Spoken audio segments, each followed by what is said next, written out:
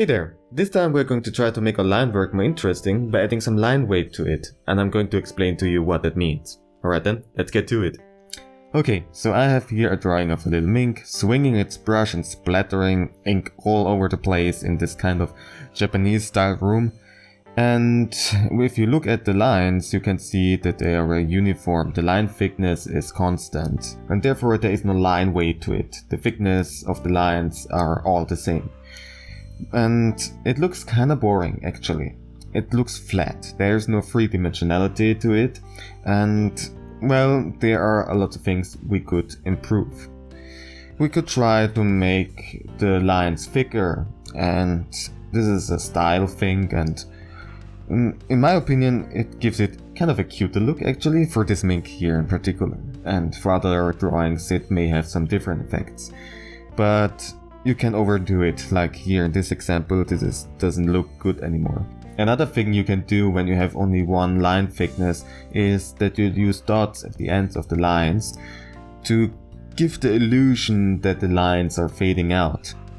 And you can add this at various places, but at some places it may not look that good, like here for example. If you have various line thicknesses available, you can combine them together and create a kind of a three-dimensional look. If you look at this example here, you can see that the brush tip here at the front has the thickest lines. The mink's lines are kind of a medium size, and the background has the thinnest lines. And this creates the illusion of distance. When objects are far away, of course, they get smaller. And when they get smaller, then their lines, their outlines would also get smaller. And this is what's happening here, and therefore it looks more far away to us. And you can emphasize that by drawing the lines of the background in a way that they do not collide with the elements that are in the foreground. Like here for example, the lines of the background do not collide with the lines of the mink's tail. And it looks like the tail has some sort of white outlining to it. And this emphasizes that the mink is more at the foreground than the background. Now let's change it and get some tools that have varying line thickness.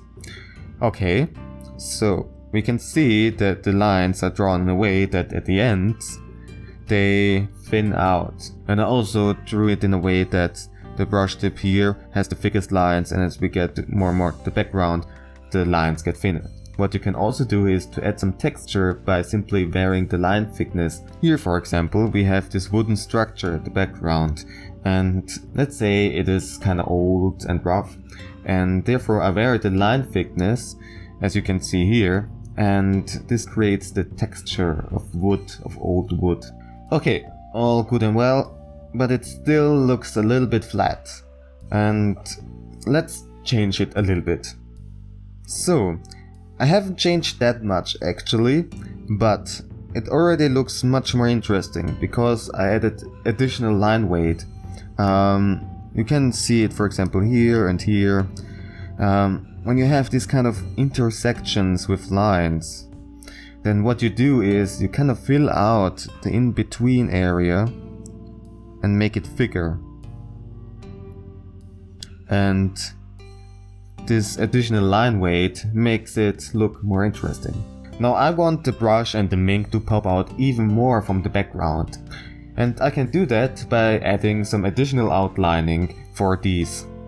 And you can see I increased the thickness of the lines, of the outer lines, quite significantly.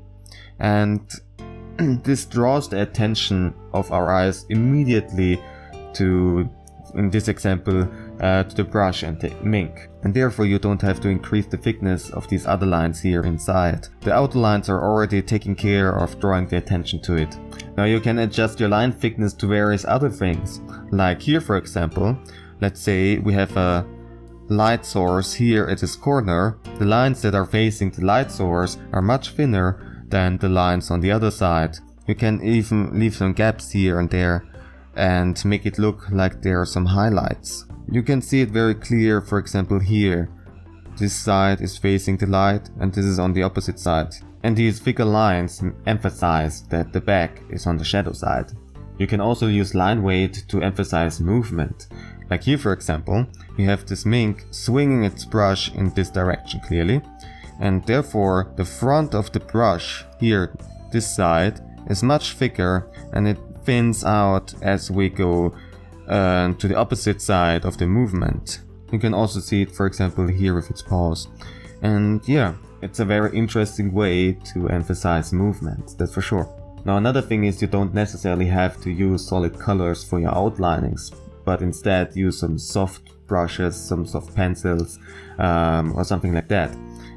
Here for example, I did not use these very hard brushes and do the strokes in one line perfectly, and if I'm feeling then I'm doing it over and over again, but instead use the much softer pen and just do some little strokes, and if I'm not satisfied then I can add some line weight, some line thickness, or even subtract of it. It looks messier, and depending on your style it can actually look better, and it takes some time, but it is clearly much more relaxed, much more flexible. You can adjust it the way you exactly want it. And in this example here, I did it this way with a very strong line weight. You can see it clearly at these points here that I used very strong thick lines, and if you look here again you can see that I thinned out the lines as they approach the lines of the foreground to emphasize the three-dimensionality, this layered look. And you can also clearly see that I varied the line thickness going from thick to thin according to the distance, because this side here is closer to us. So yeah, you can see there are a lot of ways to add some line weight to your drawings and to make it even more interesting. And I'm sure that I didn't show you all of them. These were most of them that I was able to find. But the world is big and there are many very creative artists.